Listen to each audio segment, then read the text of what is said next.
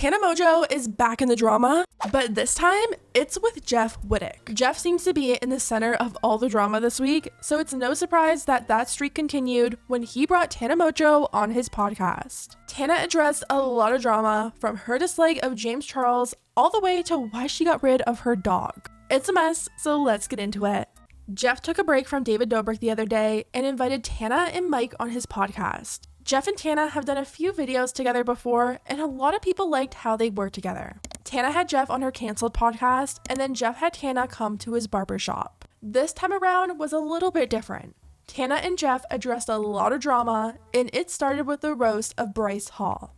Jeff and Mike were saying they were surprised how well Tana's set was during the roast. Tana said she made sure she didn't drink before the roast because she actually wanted to do a good job and not be slurring her words. The same thing that happened to Jeff ended up happening to Tana. She said a lot of her best jokes were cut from the actual episode on Jason's channel. Since her jokes were cut, she had a better understanding of why Jeff decided to completely cut his set. They both said the flow of the set was affected when jokes were cut out because they were set up to flow into each other in a certain order, and just cutting one made the next one not really make sense. So you were pissed that they cut some of your jokes? Well, see, you put some words in my mouth there, but it's already good clickbait. I see what you're doing there. Well, you saw my reaction. I pulled the full Kanye and said, I ain't having none of that in there. Take me completely out. You want to cut one joke, 5 jokes? I don't give a take them all out. I'm no part of it anymore. It's giving Kanye for sure. I understand though. Your set was very continuous, and cutting in between a bunch of jokes it's kind of shitty. Like it sucks. Then Tana asked Jeff where he thinks she stands with David. Tana has been pretty open recently about how much she loves David again. Last year, when it was popular to not like David, she started speaking out about him, saying his vlogs made her seek therapy. Then, after David apologized and it was widely accepted from the internet, Tana instantly started posting with him again, calling him an amazing human that she loves. Jeff kept things really mature, and he said he doesn't expect everyone else to get involved in their problems, and he doesn't want Tana to feel like she needs to take sides. Exactly. I think David's cool, beside the whole thing that's going on. That's the word that we were waiting for. Wow. You should have just left it. Just kidding. You were so close. I'm just kidding. I don't expect everybody else to get involved in our problems. No, it's I'm in deeper love than with that. you. There's a lot of stuff that is if we ever get not married, talked about, and who knows. Unfortunately, I feel like Jeff is going to be put in that position a lot since most of his friends are directly linked to David. Then they moved on to their dogs. Jeff was talking to Tana about his French bulldog, and he asked her if she has any dogs. Jeff said he feels like Tana's the type of person to get a dog and quickly get rid of it. Have you had a dog at all? Let me guess. You got a dog and you gave it away after a month? I was going to make the joke, but I felt like it would be better if I set you up for it. And You did good. that. Tana explained that she did have a dog, but her assistant ended up taking it because she was traveling too much. No, I've never really I had a dog, and then my assistant ended up just saying I was traveling everywhere, and it was my assistant's dog as is, and then she was after years I was letting her go, and it was a better fit. I like to just date people with dogs. If you guys have been following Tana for a while, you probably remember her dog Lumen. Lumen is an Italian Greyhound, and she got it right around the time Kylie Jenner got her Italian Greyhounds, and it became a popular, trendy thing to do. Tana shared Lumen on social media, and she even had an Instagram page for him called Princess Lumen the Iggy. Her last post with Lumen on that page was back in 2017, and all the comments are filled with people asking what happened to him. Tana never gave an explanation to my knowledge until this week on Jeff's podcast. Then they moved on to who they hate in their industry.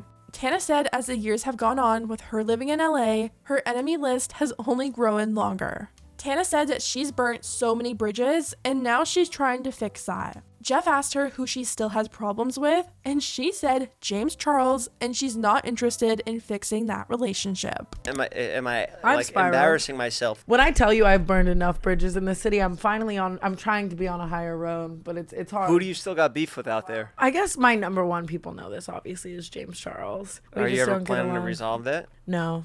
He seems like a guy that's got a problem that's not going to be fixed. I think, yeah, and I think honestly, I have, I don't really care to fix it. She also said for a while she wasn't close to Shane Dawson. Tana talked about meeting up with Shane last week at Jeffrey's launch party, and she mentioned their heart to heart. She said a lot of things were cleared up for her, and after their talk, it made her really happy. For a while, I wasn't as close as I was for years with Shane Dawson, and the other night we had a really good conversation, and that made me happy. I felt like a lot of things were cleared up, and I was just overthinking everything, and felt good. And, I can resolve things for sure. I like doing that if it's resolvable. Sometimes people just do things that are too far, So you guys are cool now, you and Shane? Yeah. She also thinks that she would be living under the 405 if it wasn't for Shane making that documentary for her to redeem her and get her side out there. Oh, so he kind of resurrected your... He definitely, and gave me a platform to kind of vindicate myself and explain the situation further. Yeah. The thing about Tana is that she always goes with the flow of what other people think. If one of her friends is being canceled for some pretty serious stuff like with David or Shane, she normally ends up ending that friendship and sometimes even speaking out against them. But as soon as that person comes back and becomes popular again, all of a sudden they're a great person that she loves and saved her career. During Jeff and Tana's last collab, he even pointed that out about her. Marry, kill me, Pete Davidson, or David Dobrik? Marry Pete. 3 months ago, I would have definitely said David, kill you. Before he got canceled? No. You just rank everything by clout. No, you're Kill just... David because he got canceled. Nearing the end of the podcast, Jeff and Tana talked about the possibility of her being his new co-host. I've always loved long-form content. Let's merge. Drop your whole crew. Let's have all the bathroom boys run it. I'm waiting to be a Jeff FM host, so I'll Honestly, see if it's a done deal. If you really want to, it's a done deal. I'll see if I get the call back after this, guys. Put a Twitter poll. I don't need a poll. I'm in. Jeff said he's been looking for a co-host for a while to replace Jason. Now, I don't know if he wants to replace Jason because of their drama or because he's not always available to film. I don't think Jason is an official co-host because he doesn't seem to be there for every episode. Jason also co-hosts the Views podcast with David, so I'm sure that's going to be a conflict of interest. A lot of people love the dynamic that Jeff and Tana have, and they really want them to do a podcast together. Here's what people had to say. Honestly, the more Jeff has Tana on, the more I like her. She would be an incredible co-host with how great their chemistry is. A Jeff and Tana podcast would most likely be like frenemies, except they're actually friends. Tana needs to co-host. The way you two just flow is perfect. I think a lot of people are just dying for something that even slightly brings them the feeling that Frenemies did. I think Tana and Jeff could pull off a pretty entertaining podcast. Anyways, guys, let me know what you think about everything down below. What do you think about everything Tana talked about? And how would you feel about Tana and Jeff doing a podcast? Let me know, and I'll see you next time.